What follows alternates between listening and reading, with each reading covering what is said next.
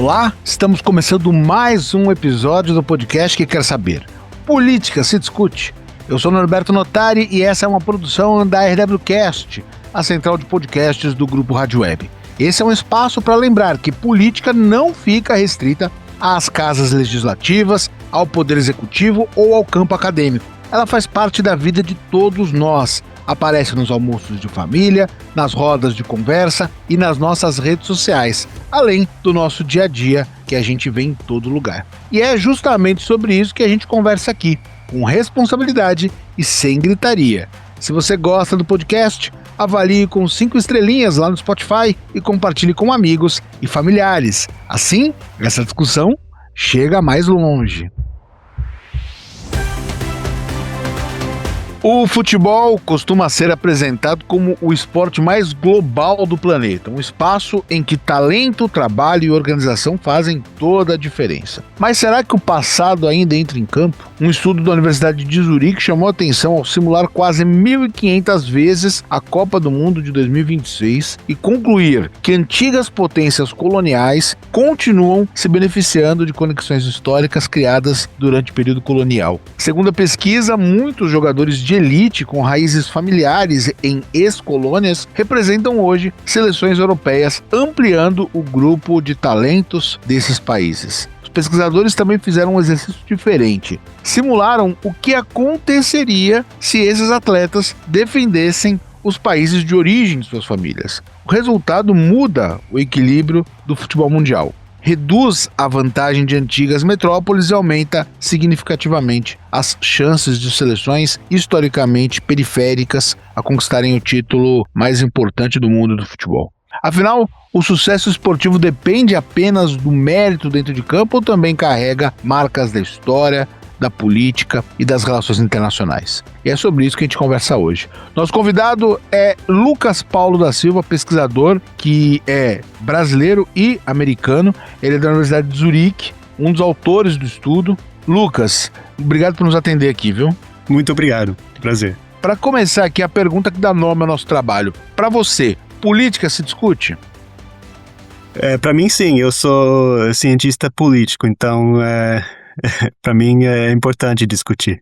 E o que motivou vocês, Lucas, a investigar a influência do colonialismo no futebol internacional? Então, com a Copa do Mundo já vindo, a gente estava pensando em o que seria uma das histórias dessa Copa do Mundo. E como no passado, muitas pessoas conversaram sobre esse tema de jogadores que estão jogando por times como França, Espanha, Inglaterra, Portugal, mas com origem das colônias ou colônias antigas deles. E a gente queria entender qual é a influência da história na Copa do Mundo de hoje. Então a gente não está tentando falar que jogadores devem jogar por um time ou outro, mas simplesmente entender qual a influência da história no dia de hoje.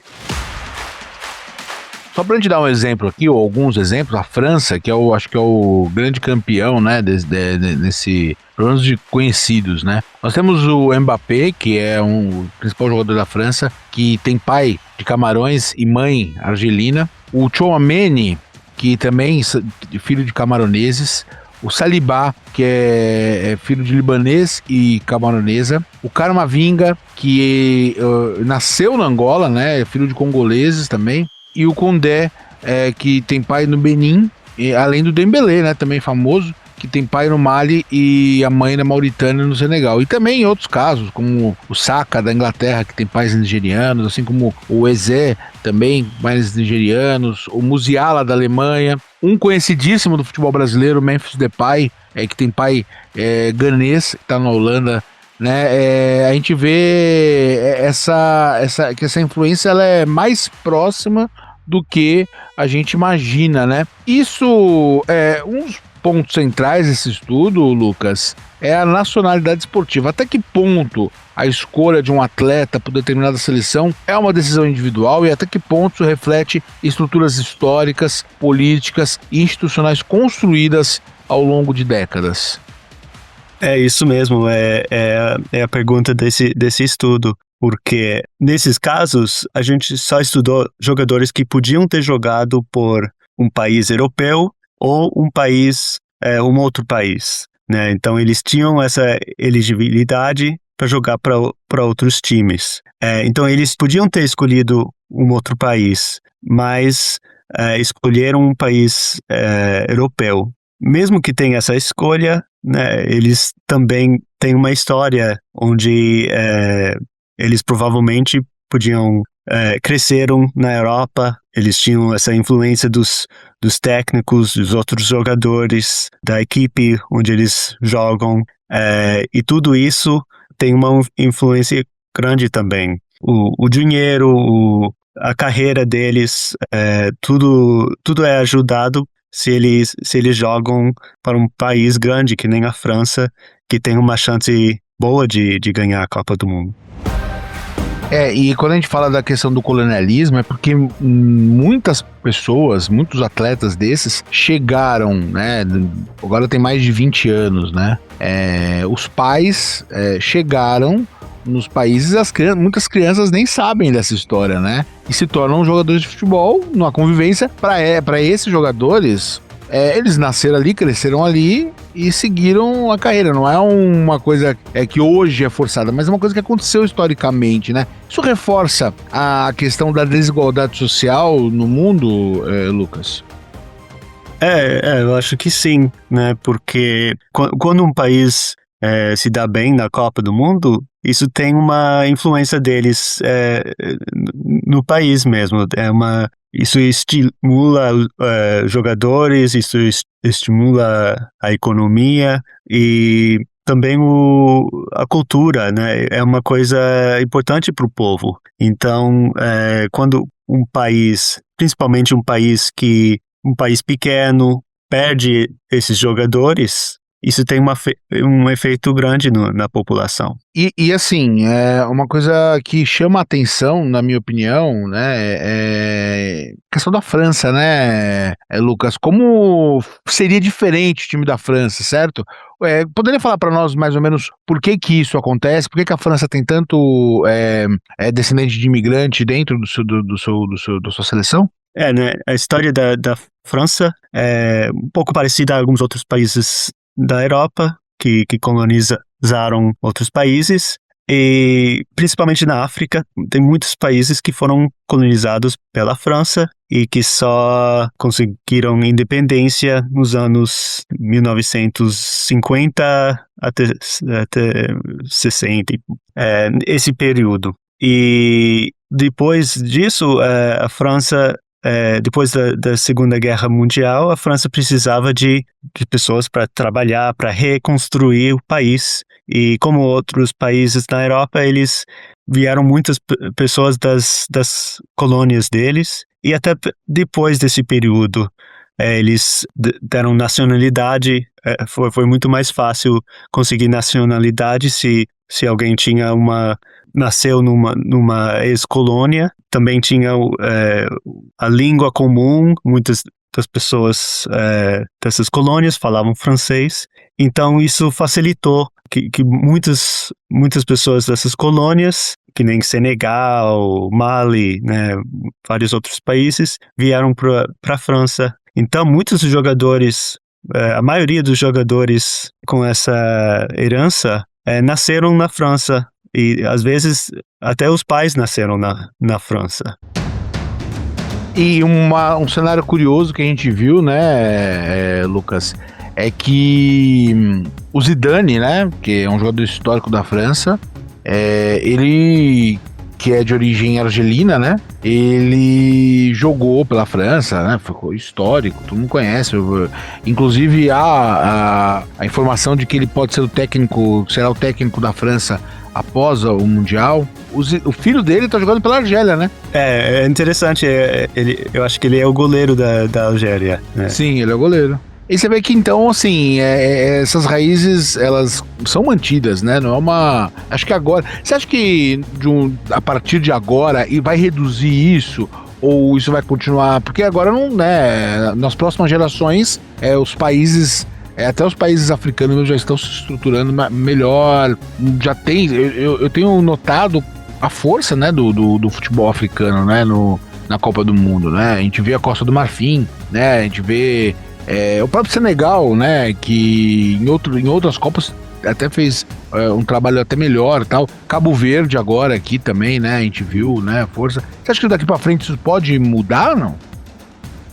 Nós estamos vendo uma mudança, principalmente nessa Copa, onde tem muitos jogadores que moram na Europa que estão voltando para o país dos pais deles, né?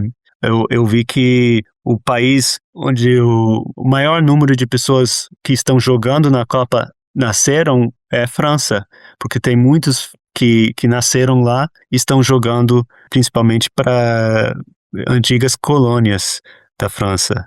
Então vai na outra direção também, mas eu acho que a gente está vendo também os filhos de imigrantes que têm um orgulho do país dos pais deles, né, e também do país deles, e estão querendo representar essas equipes. Inclusive, no começo da entrevista, o Lucas, ele falou para nós aqui que isso foi uma simulação que foi feita a nível de curiosidade, de informação, de conhecimento histórico, mas que não deveria fazer, né? Há um respeito com a individualidade, né, desses atletas, né, Lucas? Isso, nós não estamos tentando falar que tem, né, que um jogador deve jogar para um outro time. É simplesmente importante saber qual é a influência histórica, né? Em relação ao Brasil, não tem, né, nenhuma participação, né? Ou tem, assim, também? Há alguma informação nesse estudo a respeito que pode trazer algum tipo de impacto para o Brasil, por exemplo? Tem um pouco. Tem um jogador, o Matheus Nunes, joga por Portugal e podia jogar para o Brasil. Eu não conheço exatamente a história dele, mas então teria esse jogador, mas a influência maior é que nas simulações, quando os países europeus perdem esses jogadores, a gente vê que o Brasil se dá muito bem, porque são esses times que são a maior competição para o Brasil. Então, quando a França não tem o Mbappé e os outros jogadores, o Brasil consegue ganhar muito mais. Então, a chance de ganhar a Copa do Mundo, eu acho que a gente, né, com as equipes verdadeiras, o nosso estudo está dando uma chance de 8, 9% de ganhar a Copa. Eu gostaria que fosse mais, mas está dando 8, 9%. Mas com esses jogadores não representando os times europeus, a chance é o dobro para o Brasil. Então, uns 16%. O Matheus Nunes, que foi citado pelo Lucas, ele é um jogador luso-brasileiro que, inclusive, jogou no Sporting, né, de Portugal, jogou no Wolverhampton da Inglaterra e agora atua pelo Manchester City. O Matheus, ele chegou a ser convocado pelo técnico Tite, mas ele recusou a convocação porque ele queria atuar para Portugal. Então foi uma decisão dele, né? E eu já vi entrevistas do Matheus, ele fala mesmo com o sotaque português, tudo. Ele viveu aqui, acho que boa parte da vida dele, né, Lucas? Isso. E me diz uma coisa, eu queria que você falasse um pouquinho sobre o seu trabalho, Lucas. Você é pesquisador, é cientista político e atua em Zurique, certo? Isso mesmo. E você é brasileiro, nasceu no Brasil, mas logo criança já deixou o Brasil e foi viver nos Estados Unidos? Então, eu sou metade brasileiro, metade americano, e com 8 anos nós mudamos para os Estados Unidos, então eu tenho esse sotaque. Sim, você fala português, mas está mais habituado a falar inglês, né? Porque é uma língua que fala muitos países da Europa para se comunicar entre colegas e tudo, né? Mas você é pesquisador, é cientista político, qual que é a tua formação? Então, eu estudei ciência política, eu estudei nos Estados Unidos, depois eu fui trabalhar na área de mídia na Europa, vários anos na Áustria, em Chipre, e estudei um pouco na França, aí eu fiz meu mestrado e o meu doutorado na Irlanda. Certo. E me diz uma coisa, esse estudo que foi feito com os jogadores, sobre os jogadores, né, e o colonialismo dentro do futebol, o histórico, né, de colonialismo no futebol, foi feito com um grupo de pesquisadores, não é só você, né? Isso, então eu tenho mais dois pesquisadores, o Thomas Chincarriot, ele vem da França, mas está trabalhando na Universidade de Constance, e um outro colega, Morgan Wack, que também está na Universidade de Zurique. Tá certo. E me diz uma coisa, quando a gente termina a nossa conversa aqui, Lucas, a gente sempre pede pro nosso convidado uma dica de leitura. Então eu queria saber o que você gosta de ler, o que você gostaria de compartilhar com o nosso ouvinte. Então, tem um livro muito comprido, então é uma dica que vai custar bastante tempo. Chama-se em inglês Capital and Ideology, eu acho que em português deve ser Capital e Ideologia. Foi escrito por Thomas Piketty, um economista. É um livro bem interessante que conta a história do mundo, basicamente. Não de tudo, mas de muitos países e de muitas eras. E conta a história econômica deles. Eu não concordo com tudo, mas é um livro muito bom para entender como a economia tem a ver com o mundo de hoje. Sim, esse livro é grosso. Aqui, aliás, no Brasil, o nome do livro é O Capital. Uhum. É O Capital, do Thomas Piketty. E lá a gente fala Thomas Piketty. Sim. Thomas Piketty é um livro realmente que é muito importante, né, para o conhecimento do mundo político, das relações econômicas, e a despeito de concordar ou não, né, Lucas, é uma aula esse livro, né? Isso mesmo. É isso aí. Olha, eu gostei muito de conversar com o Lucas Paulo da Silva, ele que é pesquisador, é cientista político, atua aí na Universidade de Zurique junto a essa pesquisa super importante, super curiosa, né, interessante, e que fala muito sobre a história do mundo. Então, parabéns pelo trabalho, obrigado pela entrevista, viu, Lucas? E obrigado pela tua participação, por nos atender aqui. Muito obrigado, foi uma verdadeira prazer. E para você, Política se Discute? Lembre de avaliar o podcast lá no Spotify e de contar para os amigos e familiares que a gente está por aqui. Grupo Rádio Web, produção e apresentação, Norberto Notari. Edição de áudio, Mário Melo. Coordenação da RWCast, Rafaela Martinez. Gerência de conteúdo, Mariana de Freitas. Direção de jornalismo, Daniela Madeira.